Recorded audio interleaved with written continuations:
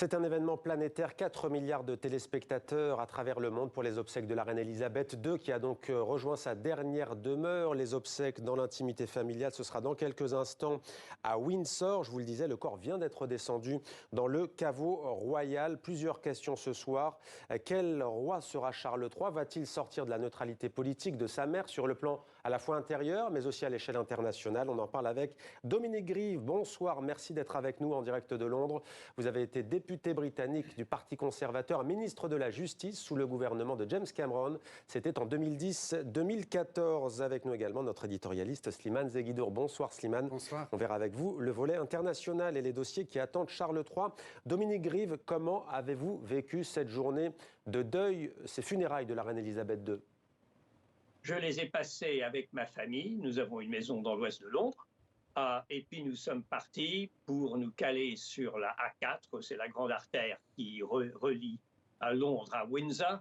Donc nous étions là pour voir le passage du cercueil de la reine entre la fin des événements à Londres et le début des funérailles et la mise au tombeau à Windsor. Est-ce qu'il y a une image, une séquence qui vous a marqué aujourd'hui? Il y a beaucoup de séquences qui m'ont marqué. Je crois toujours que c'est la fin. C'est une cérémonie religieuse et comme vous avez vu, à la fin, le sceptre royal, l'orbe, la couronne est enlevée, elle est dépouillée comme chrétienne allant rencontrer son créateur. Et les mots parlés par le héros sont des mots qui ont retenti dans notre histoire et auraient pu être parlés par un héros au XVe siècle. Donc, de ce point de vue-là, il y a une continuité de tout cela.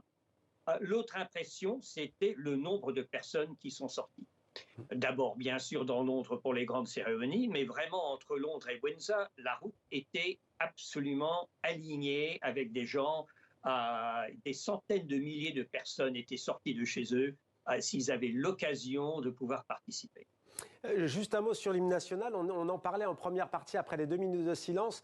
On a le sentiment qu'on a entendu dans un premier temps God Save the Queen et à la fin God Save the King. Est-ce que vous confirmez? Je ne sais pas, non, je crois qu'après les deux il faut maintenant chanter God Save the King. Ouais. Ça vient parfois difficilement aux gens. Donc on voit des gens qui commencent par le chanter avec le mot Queen, mais c'était un moment important, toujours important d'avoir cela après le silence. C'est la reconnaissance d'un passage, d'un rite de passage entre une reine et un roi.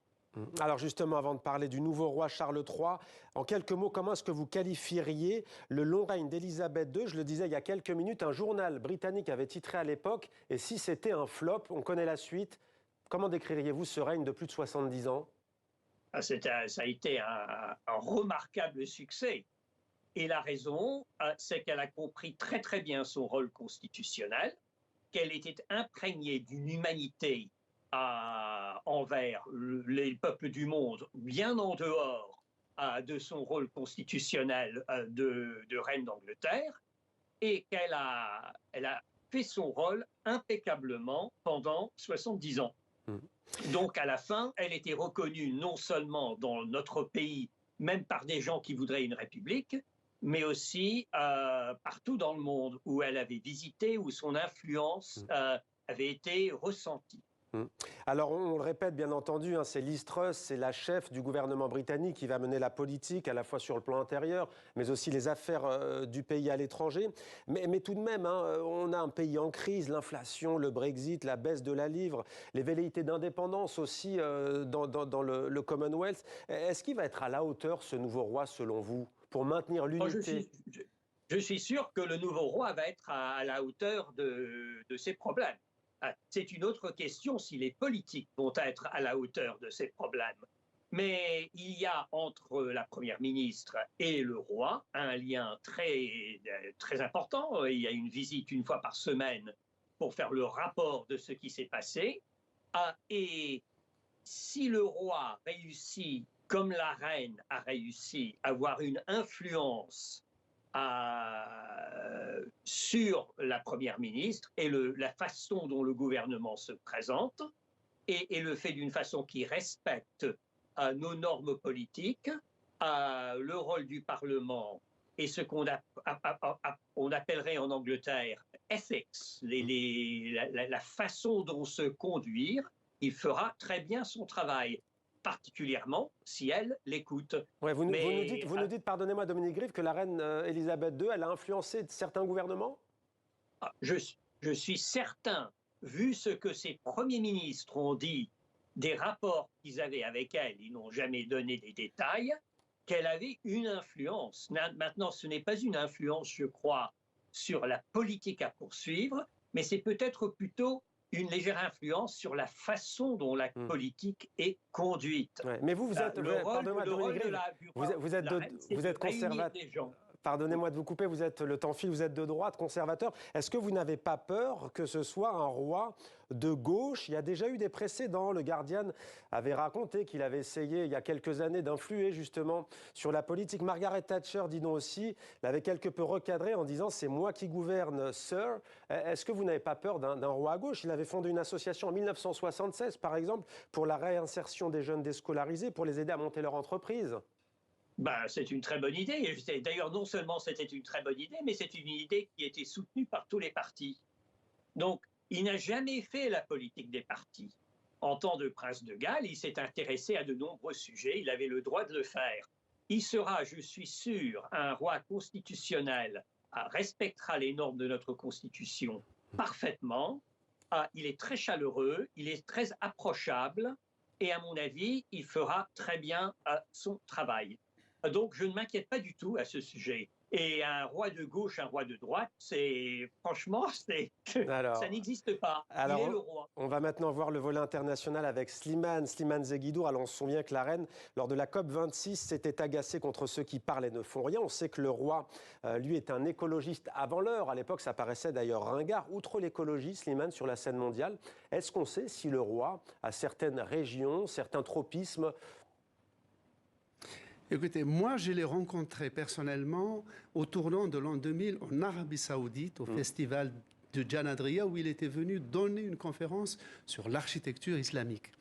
Je crois avoir compris qu'il avait un vrai tropisme pour le monde musulman au sens large, mais le monde musulman pour lui, dans ce que j'ai compris, n'était pas un univers exotique, mais un univers qui historiquement était lié au royaume, à l'Empire britannique. Il faut juste rappeler un chiffre, c'est qu'en 1900, 60% des musulmans de la planète étaient des sujets de l'Empire britannique, c'est-à-dire à peu près 110 millions de musulmans, soit 10 fois plus qu'il n'y avait de musulmans dans l'Empire ottoman.